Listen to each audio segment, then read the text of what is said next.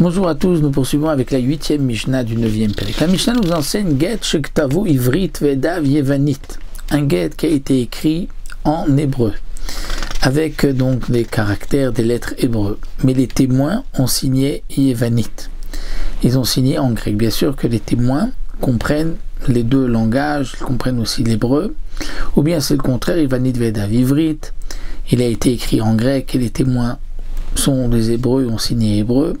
Ou bien il y a Ed Echad Ivri Ved Echad Yevani, un témoin qui signe en hébreu, l'autre Yevani, donc l'un de gauche à droite, l'autre de droite à gauche.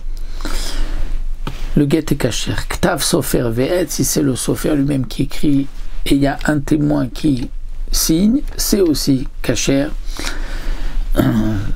La Mishnah, la Gemara nous explique qu'en vérité, lorsqu'on marque ici Ktav Sofer Ve'ed, c'est en vérité Khatam Sofer Ve'ed, c'est-à-dire que le Sofer a signé et il a rajouté un témoin et nous avons donc deux témoins.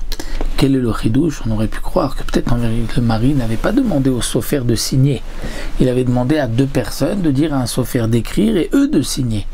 Donc peut-être que les témoins était gêné vis-à-vis du Sofer, que le Sofer disait pourquoi il m'a pas fait signer, moi je ne suis pas digne de confiance. Donc il me dit non, on signe et un seul témoin va signer. Et là c'est pas soul parce que le mari avait dit que c'est ces deux témoins qui signeront et pas le Sofer. Donc Khatam Sofer Ve'ed, malgré tout le get est kasher. On ne craint pas que le mari avait demandé à d'autres personnes de signer. Et si le Sofer a signé, c'est que lui aussi avait été mandaté par le mari de signer.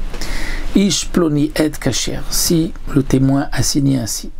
Ish ploni, donc un tel témoin, il ne marque pas le nom de son père, c'est kasher aussi. S'il dit ben ish ploni et kasher, il ne marque pas son nom, mais il marque le nom de son père. Je suis le fils d'un tel, et témoin, kasher, c'est kasher aussi. S'il marque ish ploni ben ish ploni velo katav et kasher, s'il marque un tel, fils d'un tel, il ne marque pas le mot et, c'est aussi kasher. Fait kachayun et kiadat pirushaim osim, et nous dit la Mishnah, c'est ainsi que les hommes de Nekiyadat, c'est-à-dire les gens qui étaient qui propres d'esprit, vers des gens droits de Jérusalem, avaient l'habitude de faire, c'est-à-dire de parler toujours dans un langage court et précis. Donc il ne marquait pas être témoin, il marquait un tel, fils d'un tel. Katav chanichato vechanichata kasher. Si on a marqué chanichato, c'est-à-dire un surnom, c'est-à-dire comme dit le Barthénora, le nom de famille pour le mari ou pour la femme,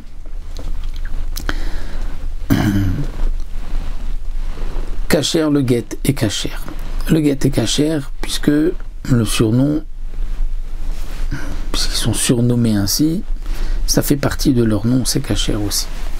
Get meuse be Israël kasher bagoim pasoul. Un get qui a été forcé. On a forcé le mari à divorcer de sa femme. Si c'est le Bedin Israël qui a forcé le mari, le get est kasher. Si ce sont des non-juifs, le get est pasoul. Le Barthénora nous explique, si on a donc forcé le mari, parce que parfois, comme c'est marqué dans la Mishnah, on force le mari à divorcer, ou si sa femme lui est interdite, parce qu'elle a fauté, ou autre chose, une sota, soupçonnée, donc on va l'obliger à divorcer. Mais si on l'a divorcé, on l'a obligé à divorcer, mais chez l'Okadin, c'est-à-dire que ce n'était pas juste, là le get est pasoul. Et malgré tout, dit le Barthénora, elle ne peut plus se marier avec un Kohen, bien que le get est pas soul, parce qu'il y a quand même un réach get, il y a quelque chose, un get. Si c'est un non-juif qui force le Israël à divorcer, même si c'est, donc si c'est Kadin, il devait divorcer, mais ce sont des goïms qui l'ont forcé, il est pas soul. Et si c'est Shelo Kadin, les goïms l'ont forcé alors qu'il ne devait pas, donc là, on ne tient même pas compte de ce get, dit le Barthénora. Que fait-on lorsque on doit forcer quelqu'un à donner un get, mais que nous n'avons pas, nous, la force, les juges d'Israël, de le forcer? Eh bien, on peut lui envoyer des non-juifs qui vont le frapper, qui vont lui dire « Fais ce que les béné Israël te disent de faire », il donnera le get en fonction de l'ordre des Dayanim. C'est ce que la Mishnah termine en disant « Bagoïm, choftim oto, vomim loasem Israël, omim lecha vekasher ». Pour les goïm, ils vont le frapper, ils vont lui dire « Fais ce que les Bnei Israël te demandent et il sera caché ». Le Tosfot Yom Tov nous rapporte ici le Rambam. Le Rambam se pose la question pourquoi lorsqu'on force quelqu'un à donner un get, il est caché. Après tout, quelle différence s'il a été forcé par un juif ou par un non-juif? Alors le Rambam répond qu'en vérité, qu'est-ce que ça veut dire que quelqu'un a été forcé? C'est lorsque quelqu'un, on le force à faire quelque chose dont il n'est pas obligé minatora. On le frappe jusqu'à ce qu'il vende quelque chose, jusqu'à ce qu'il donne quelque chose. Mais dans notre cas, cet homme-là devrait divorcer. Seulement son Yetzer Hara ne veut pas, son mauvais penchant ne veut pas le laisser accomplir la mitzvah.